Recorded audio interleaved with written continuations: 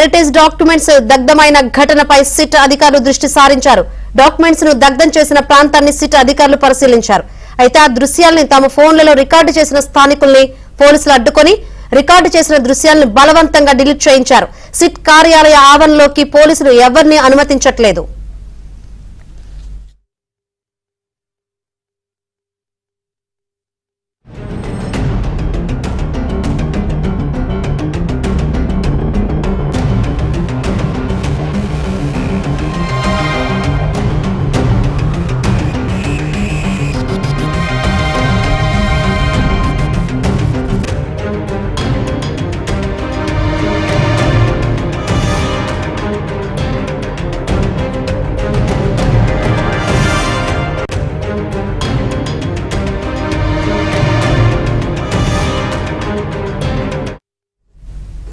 Tadepalli SIT కార్యాలయం compound లో heritage సంస్థకు సంబంధించిన డాక్యుమెంట్స్ తగలబెట్టారు ఆ సంస్థ సిబ్బంది.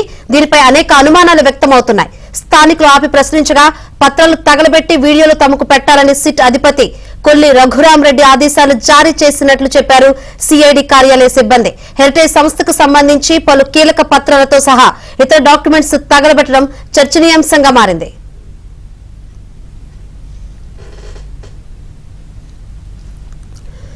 మరిన్ని వివరాలు మా ఏపీ బ్యూరో చీఫ్ రామారావు నుండి తెలుసుకుందాం. రామారావు, సిట్ కార్యాలయం వద్ద ఫైళ్లు దగ్ధంపై సిఐడి కొద్దిసేపటి క్రితం వివరణ ఇచ్చింది. సిఐడి ఐజీ మేరకు ఈ రోజు వివరణ పంపారు. తాము దగ్ధం చేసిన పత్రాలన్నీ కూడా వేస్ట్ పేపర్లు అని చెప్పి సిఐడి పేర్కొంది. తాము 5 కేసుల్లో మొత్తం ఛార్జ్ షీట్లు వేశామని, ఒక్కో ఛార్జ్ షీట్ లో 8,000 నుంచి 10,000 పేజీల వరకు కూడా డాక్యుమెంట్లు ఉన్నాయి అని చెప్పి అందులో వివరణ ఇచ్చారు. చాలా ఫోటోస్టాట్ 1000 కాపీలు ఫోటోస్టాట్లు తీయాల్సి ఉండటంతో కాపీలన్నింటినీ తీసే సమయంలో జిరాక్స్ మిషన్ వేడెక్కడం వలన కొన్ని పేపర్లు స్టక్ అయ్యాయని, మరికొన్ని పేపర్లో ఇంకు లెవెల్ కూడా తగ్గిపోతుంది అని కూడా సిఐడి వివరణించుకుంటూ వచ్చింది. దీనివల్ల కొన్ని కాపీలు కూడా సరిగ్గా రాలేదు అని చెప్పి ఐజీ తన వివరణలో పేర్కొన్నారు.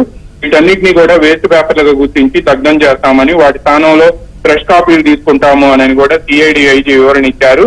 మామూలుగా పత్రాలు ఎందుకు దగ్ధం చేశాము అని అంటే ఫోటో కాపీయర్ స్టక్ అవటం వలన, వేడి వలన అవన్నీ కూడా సరిగ్గా రాలేదు అని పేర్కొన్నారు. కానీ విజువల్స్ లో మాత్రం అవన్నీ సరిగ్గా వచ్చినట్టుగానే కనిపిస్తూ ఉన్నాయి. వీటితో పాటు ఛానల్స్ లో వస్తున్న వార్తలు నిరాధారం అని, బాధ్యతారాహిత్యంతో రిపోర్టింగ్ చేస్తున్నారు అని కూడా ఆయన ఆరోపించారు. హెరిటేజ్ ఫుడ్స్ కు సంబంధించిన ఐటీ రిటర్న్స్ తాము చట్ట విరుద్ధంగా పొందాము, వాటిని దగ్ధం చేశామని పేర్కొనటాన్ని కూడా ఐటీ ఖండించారు. ఇటువంటి చర్యలు దర్యాప్తు బృందాల నైతిక స్థైర్యాన్ని దెబ్బతీస్తాయని, వీటన్నింటినీ కూడా తాము కోర్టు ముందు ఉంచుతాము, ట్రయల్ కోర్టు ముందు ఉంచుతాము అని కూడా ఐటీ తన వివరణలో పేర్కొన్నారు. ఈ కేసులో హెరిటేజ్ ఫుడ్స్ కు సంబంధించిన ఐటీ రిటర్న్లు తాము సిఆర్పిసిలో ఉన్న వివిధ నిబంధనల ప్రకారం అధికారికంగానే తీసుకున్నాము అని కూడా ఆయన ఐజీ వివరణ ఇచ్చారు. మిగతా ఆధారాలను కూడా చట్ట ప్రకారమే పొందాము అని చెప్పి సిఐడి ఐజీ తన వివరణలో స్పష్టం చేశారు. ఈ ఐటీ రిటర్న్ల ఆధారంగానే నిందితుడిని ప్రశ్నించామని, ఈ మెటీరియల్ ను కూడా హైకోర్టు ముందు ఉంచామని, ట్రయల్ కోర్టు ముందు కూడా ట్రయల్ కోర్టు కూడా వీటిని పంపాము అని కూడా సిఐడి తన వివరణలో పేర్కొంది. హెరిటేజ్ కంపెనీ ప్రతినిధుల ద్వారానే ఈ డాక్యుమెంట్లన్నీ తాము పొందాము అని చెప్పి కూడా తమ వివరణలో సిఐడి స్పష్టం చేసింది.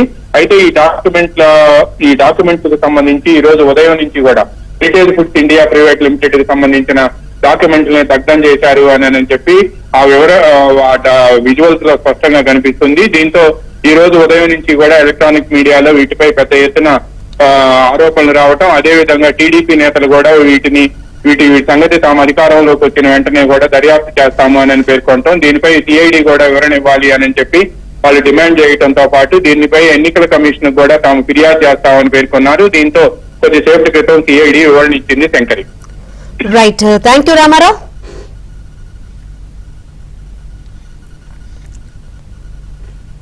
సిట్ కార్యాలయంలో హెరిటేజ్ ఫైల్స్ దగ్ధంపై సిఐడి ఐజీ వివరణ ఇచ్చారు. తాము దగ్ధం చేసిన పేపర్లు వేస్ట్ పేపర్స్ అని, 5 కేసుల్లో ఛార్జ్ షీట్లు వేశామని, ఒక్కో ఛార్జ్ షీట్ లో దాదాపు 8,000 నుంచి 10,000 డాక్యుమెంట్స్, చాలా ఫోటోస్టాప్ కాపీలు తీయాల్సి వస్తుందన్నారు.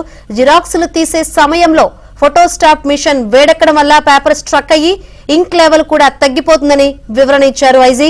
దీనివల్ల కొన్ని కాపీలు సరిగ్గా రావని, వీటన్నిటిని వేస్ట్ పేపర్లుగా గుర్తించి దగ్ధం చేస్తామన్నారు.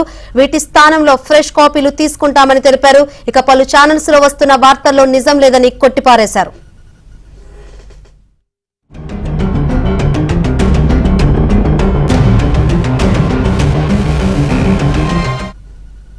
హెరిటేజ్ ఫుడ్స్ కు సంబంధించి ఐటీ రిటర్న్స్ ను తాము చట్టవిరుద్ధంగా పొందామనే వాదనలో నిజం లేదంటూ ఖండించారు సిఐడి ఐజీ.